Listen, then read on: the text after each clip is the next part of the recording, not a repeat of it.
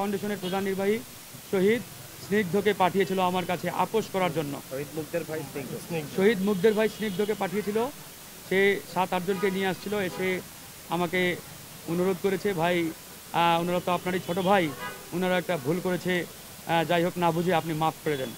তো আমি তাকে স্পষ্ট করে বললাম, তারা যেটা করেছে এটা ভুল না, ভুল হলে আমি 100 বার মাফ করতে রাজি আছি, কিন্তু অপরাধের কোনো মাফ নেই, অপরাধের কোনো ক্ষমা হতে পারে না।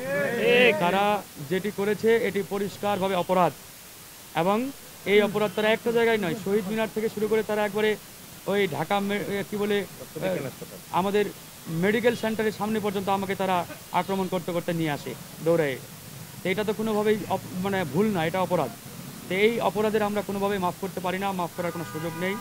আমরা অবশ্যই এই সন্ত্রাসী যারা, খুনি যারা, এদের সর্বোচ্চ বিচার চাই। আরেকটি কথা মনে রাখতে হবে, আজকে যারা আহত বা শিক্ষার্থী দাবি করছে, এরা কেউ আহত কিংবা শিক্ষার্থী নন। আমার উপরে যারা হামলা চালিয়েছে এরা কোন অ্যাঙ্গেল থেকে আহত, দৌড়ে দৌড়ে ছাত্রলীগের সন্ত্রাসীদের মতো আক্রমণ চালাচ্ছে, এবং আমরা এদের ছবি ভিডিও আবার দেখতে পাচ্ছি। আমাদের এই সার্জিস সহ বেশ কয়েকজনের সাথে ছবি ভিডিও, মানে অনেকের সাথে এরা এরকম ভিডিও ফুটেজও ইতিমধ্যে সোশ্যাল মিডিয়ায় আসছে। সার্জিস গতকালকে আসছিল, আমি সার্জিসকে বললাম, হ্যাঁ তুমি, তোমার নামটা আসছে, তুমি বলছো ভাই আমি তো জানি না, আমি গত পরশু দিন সারাদিন চিটাগংয়ে ছিলাম। তো ভালো, তুমি ডিএমপির কমিশনারকে ফোন দিয়ে বলো, এই হামলাকারীরা তো চিহ্নিত, ভিডিও ফুটেজ ছবি সব মিডিয়ায় আসছে, ওদের গ্রেপ্তার করে রিমান্ডে নিয়ে জিজ্ঞাসাবাদ করতে, যে এদের পিছনে কারা আছে, কাদের ইন্ধনে, কাদের প্রেসক্রিপশন এরা বাস্তবায়ন করছে। তো এটা এদের গ্রেপ্তার করে জিজ্ঞাসাবাদ করলেই তো হয়, কিন্তু তারা সেটি করে নাই।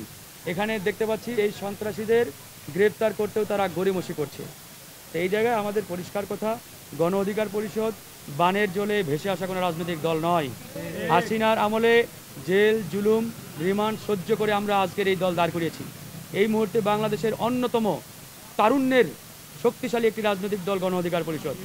এই গণ অধিকার পরিষদের দিকে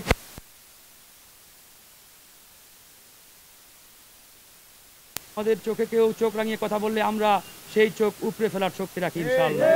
তাই আমাদের স্পষ্ট বক্তব্য, গণ অধিকার পরিষদকে নিয়ে যদি তোমরা এই ধরনের চেষ্টা করো, তারা তো কাপুরুষের মতো পিছন থেকে হামলা করেছে, সামনে দিয়ে আসলে তো আমাদের 5টা ছেলে থাকলে ওদের 50 জনকে ওখানেই শায়েস্তা করার জন্য যথেষ্ট ছিল, কিন্তু তারা কাপুরুষের মতো পিছন থেকে অ্যাটাক করছে। তো যাই হোক, এগুলোতে আমরা দমে যাওয়ার পাত্র নই। আমাদের একটাই কথা, যারা সন্ত্রাসী এদের কোনো পরিচয় নেই, এরা শিক্ষার্থীও না, আহতও না, এরা স্রেফ সন্ত্রাসী, এদেরকে সর্বোচ্চ শাস্তির আওতায় নিয়ে আসতে হবে। ধন্যবাদ।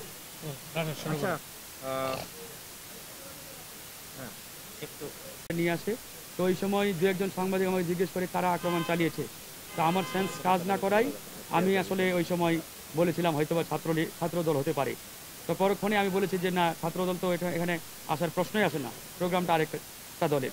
যাই হোক, এরকম একটা বিভ্রান্তি তারা ইচ্ছাকৃতভাবে তৈরি করছে বিএনপির সাথে আমাদের একটা দূরত্ব তৈরির জন্য, একটা কাউন্টার পরিস্থিতিতে ফেলার জন্য। এরপরে পিজি হাসপাতালে আমরা ভর্তি আছি। আজকে তারা শহীদ স্মৃতি ফাউন্ডেশনের প্রধান নির্বাহী জুলাই স্মৃতি